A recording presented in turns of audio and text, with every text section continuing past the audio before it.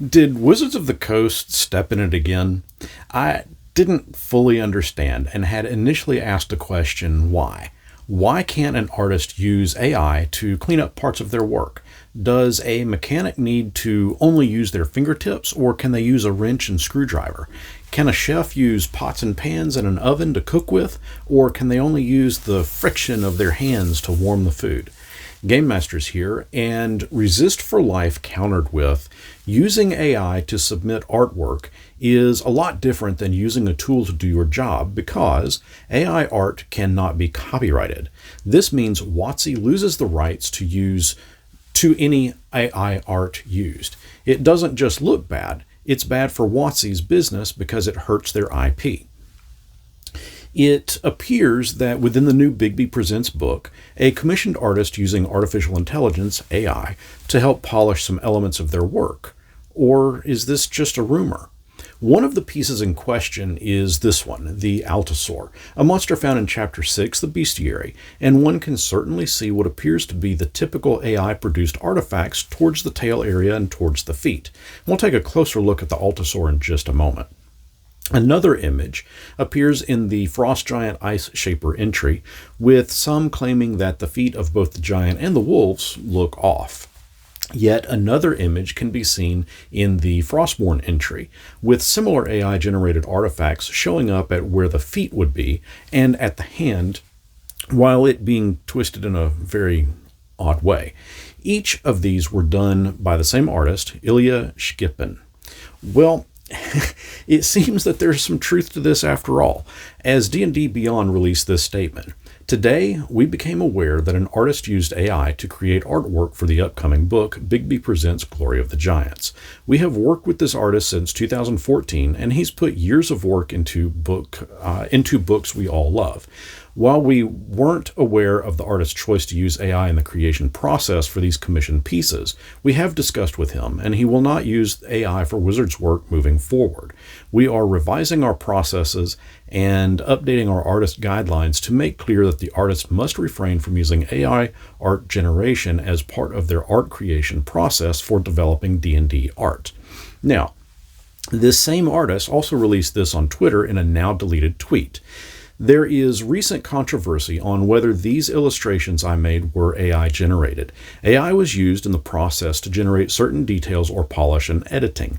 To shine some light on the process, I'm attaching earlier version of the illustrations before AI had been applied to enhance details.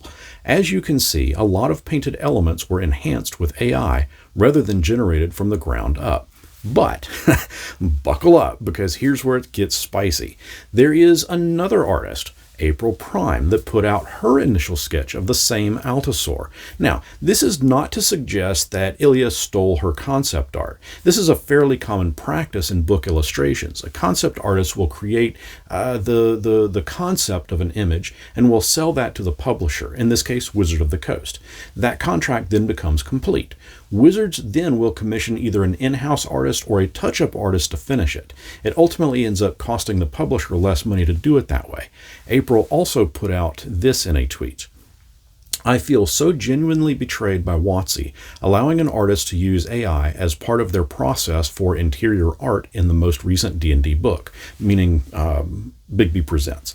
Having concepts I worked on run through a scraping program and turned into slop isn't really how I wanted to spend August. So what we ultimately have is an artist that in good faith submitted work under the expectation that it would not be butchered. Another artist that used AI, then used AI to finish it.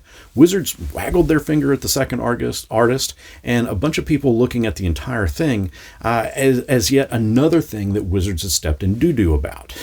What this all means is that Wizards simply cannot figure out how to produce content without having sensitivity readers, cultural consultants, and now artist guidelines. What it really boils down to just doing the right thing and not being lazy and actually doing one's job. I think what should happen next is that April should be able to finish her own work, and that work should be the new artwork provided to us in the book.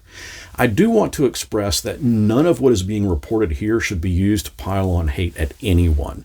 I am simply presenting some information, and any post suggesting otherwise will be deleted. Of AI, I can only say this. It's here. It's going to be used. We all need to get used to it. But there is a time and a place where it can be used, and other times and places where it should be avoided. This was perhaps one of those places where it should have been avoided. Now, this is a spicy topic, but what do you guys think about this? It's been a month or so since WotC gave us some major controversy, but looks like this is the new thing to scratch our heads over. Let me know your thoughts down in the comments, and until next our paths cross, may your feet not look weirdly artifacted.